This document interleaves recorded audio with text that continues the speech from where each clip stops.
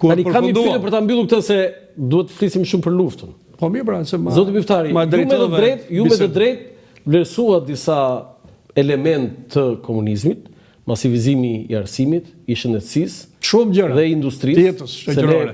Po pse emancipimi i gruas është i vogël? Jo, më thash vetëm atë, po. Emancipimi i madh. Hidrocentrali për shembull i Fierëzës akoma punon sot. Por me atë punojnë sot. Por zoti Miftari. Edhe të tjerëve. Unë do ta vlerësoja shumë këtë që ju thatë, nëse ju do ta nisnit ose do t'i shtonit saj dhe faktin që 100.000 shqiptar vuajtën nga 44 deri në 190 për shkak të bindjeve politike.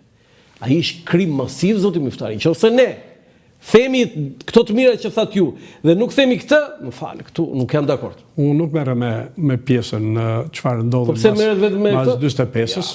Por organizata jonë, më fal. E sharroi klasën intelektual? Dgjoj, nuk merrem me pjesën, nuk është vërtet aq masive siç po e thonë. 100.000 të kanë vuajtur nga përndjekur deri në pushtetin. Mos e absolutizojmë në këtë mënyrë dhe e bëjmë politikën e çik sigur po bëjmë zbulime të jashtëzakonshme. Individët e veçantë që kanë pasur pasoja me keqardhje ose me individualizëm të tillë që natyrisht ne jemi shqiptarë që e kemi tendencë të luftojmë njëri tjetrin. Edhe nuk ja vëm vetëm, si e thonë, sistemit në tërësi. Bari Omari duhet pushatohet zoti? Nuk merrem. Nuk e di. Ai din ata që e kanë bërë. Ai pushatoi kunatin e vet? Nuk kam qenë. Po jo, Bari Omari. Pse çuditësh për këtë? Ku ishën në shërbim Bari Omari?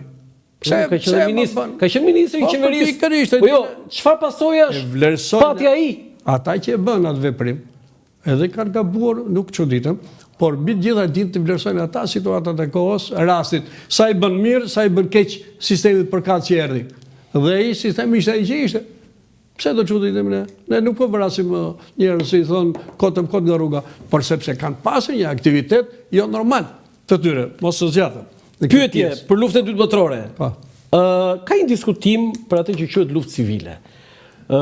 Historiani amerikan Bert Fisher thotë që ka pasur element të luftës civile. Unë personalisht, duke qenë se jam marrë me studimet historike, edhe për shkak të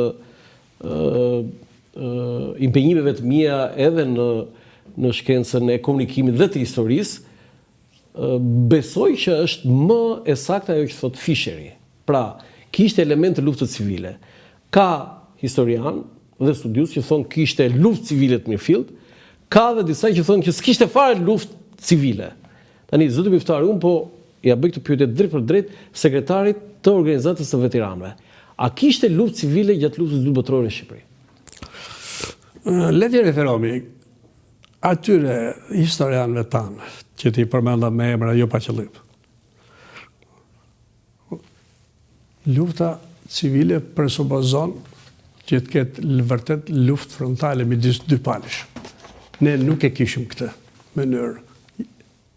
Sepse gjithë forca që thash për parajmëtare e kohës, me atë partit të kohës që ishte Partia Komuniste i Vejmermin real që ka pasur, se nuk ka qenë pas, me ato burrat të mëdhej, patriot dhe komunista, me emërtim komunista. Të ndërtuar në mënyrë të jashtëzakonshme në organizatat që thamë, në të gjithë shkallët e vendit. Bën thirrje popullit edhe populli ngrit në luftë kundër pushtuesit, dhe pushtuesit ishin fashizmi italian dhe nazizmi gjerman. Dhe kushdo që ju mbështet pushtuesit, siç që edhe balli kombëtar, siç që edhe pjesë të tjera të veçanta të pse patëm çudinë kolaboracionistë të ndryshëm, me Mitat Frashët dhe me të tjerë Gjeral Saravecën e tëndë. E tjerë në rratë. A je qëllovodë, no? Digjo, qëllovodën e lëshiroj, po jo për inatë. Njësia administrative parë e qëliruar në Evropë. Ka një shprehje populli shqiptar. Për inatë si me verë, edhe fleme me Ullegjinë. Ai që e shumë mirë në ato pozicione atje, në momentin e parë, dhe qofse ke lexuar dhe librin e tij që ka shkruar me dorën e vet, ja ngre kapelen kur vajte u Burgos në Itali, edhe në të gjatë, i ngre kapelen pikërisht luftës me Çeut dhe patjetër me Çeut, nuk ishte shaka, ishte komandi brigadës parë sulmuese dhe u thëgjës i luftës në Kora, bashkë me Ndoroxhën patjetër. Dhe po them, element të luftës civile në atë kohë nuk pati. Përkundërzi, Përkundër ushtria nacionale shqiptare, që nga momentet e para të saj, si thash, bëri luftë kundër pushtuesit. Kush ju bashkangjit pushtuesit, tregon që janë tradhtar, edhe vetvetia ata do ishin në anën e kundërt të atyre që luftuan për shlirimin e Shqipërisë. Edhe nuk janë pak. Janë gjitha njerëz, janë vrarë 28.000 dëshmorë. Ka lënë gjakun e tyre pa interes material. 28.000 nuk janë. 28.000 janë. Plum Xhufi është ai që ka tani historian më të mirë se Plum Xhufi nuk ka. Plum Xhufi e ka të konfirmuar 6.000 ishin. Tani nëse ne themi 28.000, le të marrim Plum Xhufi, po s'po them unë. Statistika nuk e kam sot statistika për t'ju thënë. Dhe ju keni statistikat? Po jo. Keni emër mbi emër 28.000? Nuk është vetëm kjo, po është fjalimi i Biden në 1946-ën, mund në Paris. I konferencës paqes? Konferencës Paris patjetër. Ajo duhet verifikuar, 6.000 veta kanë marrë atë 1.000 lekë në pensionit partizan. Shiko tani, midis atyre se ka plot historira. 6.000. Daç atyre të vrarë gjatë luftës, po. Por dhe jo pak u martirizuan duke vajtur dhe duke dërguar pushtuesi ku në Mauthausen, në Dachau, Buchenwald, në Auschwitz, e tjera. E disa janë masakruar këta? Sa? 1842 veta vetëm në këto kampe përqendrimi. Në kampet naziste. Naziste. Janë 11.200 veta antifashist që vujtën në këto kampe. Jo pak. Janë pa dëmë, pa llogaritë dëmë të jashtëzakonshme që janë bërë në shkallë vende mas gjatë luftës nacionale. Që historisë që dim ne bashkë.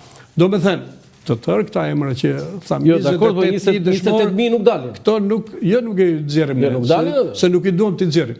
Po është real. Po mirë, dhe po t'japim. Atëherë unë do respektoj organizatën veterane. Nëse ju nxjini emër për emër 1 deri në fund 28.000, ju e idhin poshtë këtë debat. Po do ato i themi numrin, po emri kemi një organizatë tjetër si Motër, që edhe ajo është për në këtë aspekt. Kush është?